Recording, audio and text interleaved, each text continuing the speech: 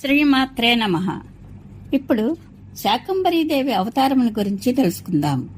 పూర్వము హిరణ్యాక్షుని వంశంలో భయంకర రూపం గల మహాదైత్యుడు జన్మించెను. అతని పేరు దుర్గముడు. నీచుడైన ఆ దానవుని తండ్రి రాజగురువు. దేవతల యొక్క బలము వేదము. వేదములు లుప్తమైనచో దేవతల ఉనికి కూడా ఉండదు. ఇందులో ఏమాత్రమూ సందేహం లేదు. కనుక మొదట వేదములనే నశింపచేయవలెను. ఇట్లా ఆలోచించిన దైత్యుడు తపస్సు చేయుటకు హిమాలయ పర్వతములకు వెళ్లి బ్రహ్మను ధ్యానించుచు కేవలము వాయువును సేవించుచు 1000 సంవత్సరములు కఠిన తపస్సు చేసెను. అతని తేజస్సుతో సకల దేవతలు దానవుల సంతప్తులైరి. అప్పుడు చతుర్ముఖ భగవానుడు బ్రహ్మ ప్రసన్నుడై హంసవాహనారూఢుడై వరములిచ్చుటకు దుర్గముని దగ్గరకు వచ్చెను.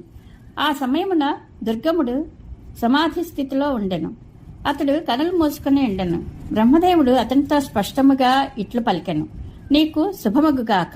నీ మనస్సులో ఏ వరమడుగువలని అని ఉన్నదో అడుగుము. నేను వరదాతలకు ప్రభువును. నేడు నీ తపమునకు సంతసించి ఇచ్చటకు వచ్చి తిని. బ్రహ్మ పలికిన మాటలను విని దుర్గముడు సావధానుడై లేచి పితామహుని పూజించి వరమడిగాను. సురేశ్వర, సకల వేదములను దయచేసి నా కొసగుడు. వేదములన్నీ నా దగ్గరకు రావలను. మహేశ్వర, నాకు దేవతలను ఓడించి బలము నిమ్ము. దుర్గముని మాటలను విని 4 వేదములకు పరమ అధిష్టాత అయిన బ్రహ్మదేవుడు అట్లే అగుగాక అని పలికి సత్యలోకమునకు వెళ్లిపోయాను. అప్పటి నుండి బ్రాహ్మణులు వేదములను మర్చిపోయారు. స్నానము, సంధ్య, నిత్యహోమము, శ్రాద్ధము, యజ్ఞము, జపము మొదలగు వైదిక కర్మలు నశించెను. భూమండలమునందంతయు భయంకరమైన హాహాకారములు వ్యాపించెను. ఇది ఏమి జరిగినది అని బ్రాహ్మణులు తమలో తాము ఆశ్చర్యముగా చెప్పుకొంచుండ్రి. వేదములు లేకపోయినచో మనమేమి చేయవలేను? ఇట్లు సృష్టి అందంతయును ఘోరమైన అనర్థము ఉత్పన్నమైనది.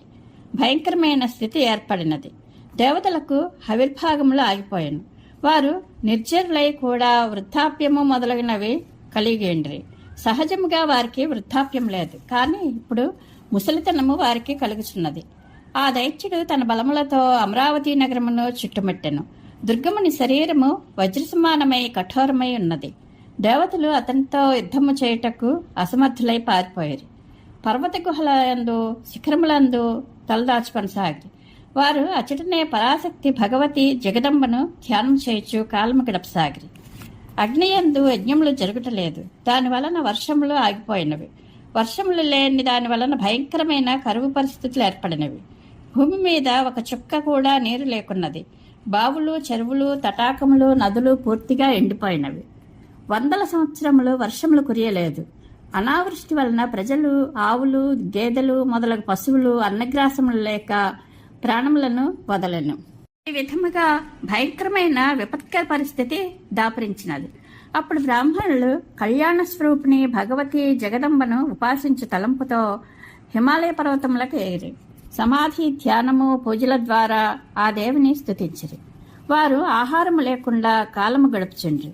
భగవతిని ఆరాధించుటయే వారి ఏకైక లక్ష్యమయ్యను. దేవిని శరణుజొచ్చి వారు స్తుతింపసాగిరి. పరమేశ్వరి, మేము పామరజనులము, మా మీద దయచూపుము. అంబిక, మేము అన్ని విధములా అపరాధులము. అయినప్పటికీ మమ్మలను కృపతో చూడకుండట నీకు శోభాయమానం కాదు. సకల శరీరములందు నివసించు దేవేశ్వరి, నీ ప్రేరణతోనే దుష్టుడగా దైత్యుడు ఇదంతయు చేయుచున్నాడు. లేనిచో వాడు ఏమి చేయగలడు? మహేశ్వరి, పదే పదే నీవు ఏం చూచుచున్నావు?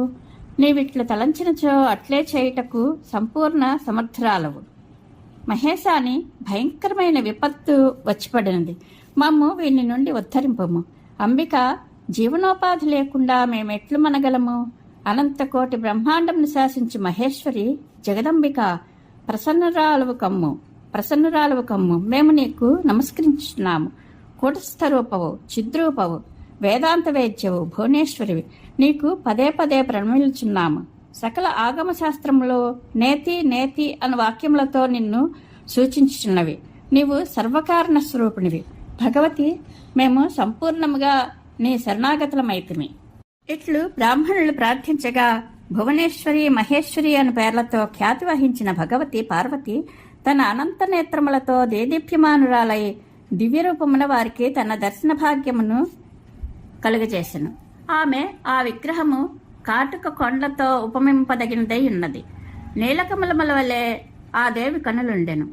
భుజములు ఉన్నతములై ఉండెను. విశాలమైన వక్షస్థలము, చేతులలో బాణములు, కమల పుష్పములు, చిగురుటాకులు, దుంపలు, కూరగాయలు సుశోభితములై ఉన్నవి.